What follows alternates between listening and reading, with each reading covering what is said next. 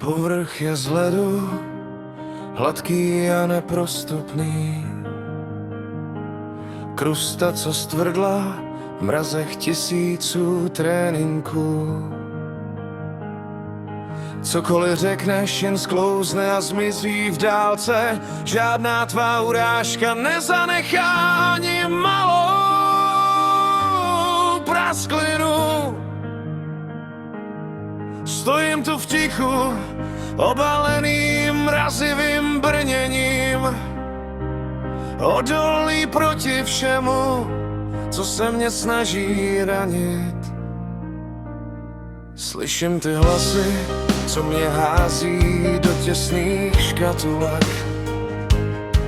Velká ramena, ale v hlavě jenom prázdno.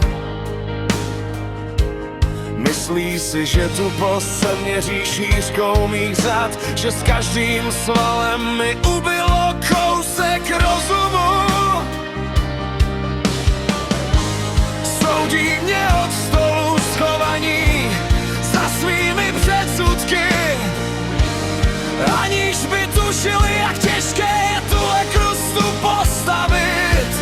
Vaše slova jsou jen sněhové koule, co hází malé děti. Jen studený dotek, co se v zápětí v prach rozletí.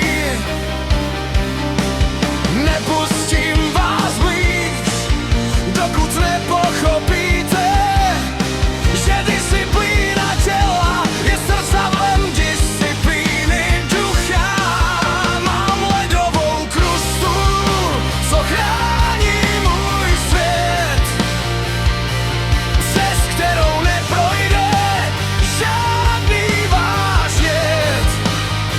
Jen ti, co znají mráz, uvidí, co je pod ním, že pod tím krunýřem stále silně hořím. Letu led na povrchu, ale uvnitř žhavé srdce. Nepůjčím ho nikomu, kdo se dotýká jen mě chce.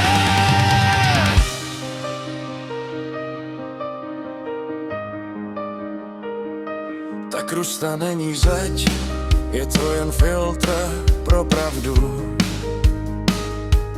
Pustím skrz ní jen ty, co nevidí jen moji schránku.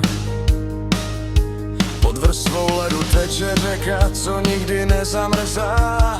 Hluboká, divoká, plná tichých odpovědí. Kdo hledá jen svaly, ten se o můj led jenom spálí. Kdo hledá člověka, ten najde cestu k mému ohni.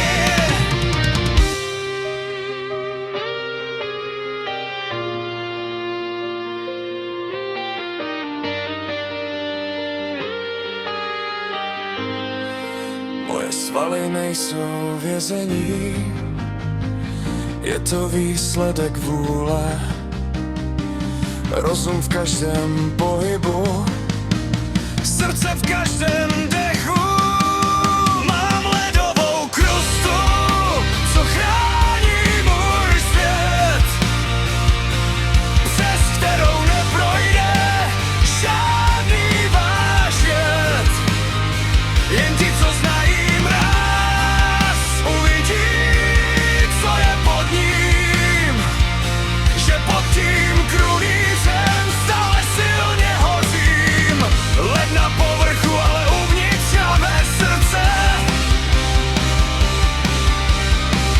Led pod tím novnicové, řek se dotýká